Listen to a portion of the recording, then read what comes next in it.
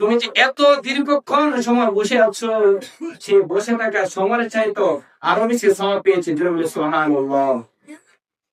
চিন্তা করেছেন হাদিসটা? লক্ষ্য করেছেন যে ফজরের পর থেকে সে ৯টা পর্যন্ত বসে আছে। নবীজি বলেন তোমার যেতে আরো বেশি সওয়াব আমি লাভ করেছি। শুধুমাত্র 4টা মাকরু হলে।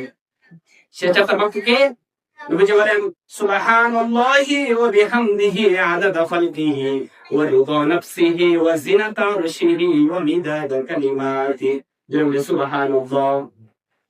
আল্লাহর নবী বলেন এই হাদিসটা, এই দোয়াটা করার কারণে তুমি যে এত দীর্ঘক্ষণ আমল করেছো, তোমার আমলের চাইতে আরো বেশি সওয়াব লাভ করেছি আমি এই একটা দোয়া একবার পড়ার মাধ্যমে। জোরে বলে সুবহানাল্লাহ।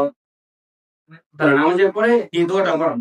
দোয়াটা কি? সুবহানাল্লাহি ওয়া বিহামদিহি আদাদা খালকিহি ওয়া রিদা নাফসিহি ওয়া জিনাতা আরশিহি ওয়া মিদাদা কালিমাতি।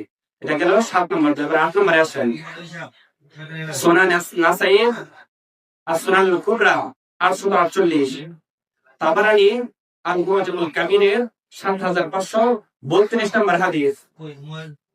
হাদিসটা বর্ণনা হয়েছে আমাদের আয়াতুল কুরসি সম্পর্কে। তারপরে আমরা ফরজ আমল করে সবচেয়ে গুরুত্বপূর্ণ আমল হচ্ছে আয়াতুল কুরসির তেলাওয়াত। আল্লাহু লা ইলাহা ইল্লা হুয়াল হাইয়ুল কাইয়্যুম। তো হাদিসটা বর্ণনা করেছেন আবু উসামা রাদিয়াল্লাহু তাআলা আনহু। হাদিসটা বর্ণনা করেছেন কে?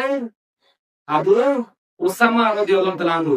তিনি বলেন আল্লাহর নবী বলেছেন যে ব্যক্তি ফরজ নামাজের পরে একবার আয়াতুল কুরসি তেলাওয়াত করবে, এই ব্যক্তি জান্নাতে যাওয়ার জন্য একমাত্র বাধা হচ্ছে তার মৃত্যু। জোরে বলি সুবহানাল্লাহ। তাহলে দেখছেন নামাজ পড়ার পরে যদি আপনি আয়াতুল কুরসি তেলাওয়াত করেন, আপনাকে জান্নাতে যাওয়ার জন্য বাধা শুধু মৃত্যুটা। আপনি মৃত্যুবরণ করলে না জান্নাতে যাবেন, দুনিয়াতে তার জান্নাতে যেতে পারবেন না। তো মৃত্যুবরণ করলে কি আপনি জান্নাতে যেতে পারবেন যদি নামাজ ঠিকভাবে আদায় করে করে আয়াতুল কুরসি পাঠ করেন। তারপরে আয়াতুল কুরসি সম্পর্কে আর অনেক ফজিলত এসেছে, বলে শেষ করার জন্য আয়াতুল কুরসি সম্পর্কে একটা আলোচনা শেষ হয়ে যাবে।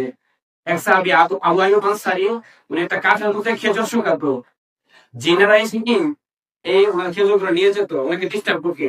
নবীজি সাল্লাল্লাহু আলাইহি ওয়াসাল্লাম বিচার দেওয়ার পরে তখন নবী সাল্লাল্লাহু আলাইহি ওয়াসাল্লাম দোয়া শিখালো যে এটা করে কোন তাকে আটকে দাও, আমার কাছে নিয়ে আসো। জিনেরা বলে যে নবী সাল্লাল্লাহু আলাইহি ওয়াসাল্লাম তুমি নবীর সাথে দেখা করো।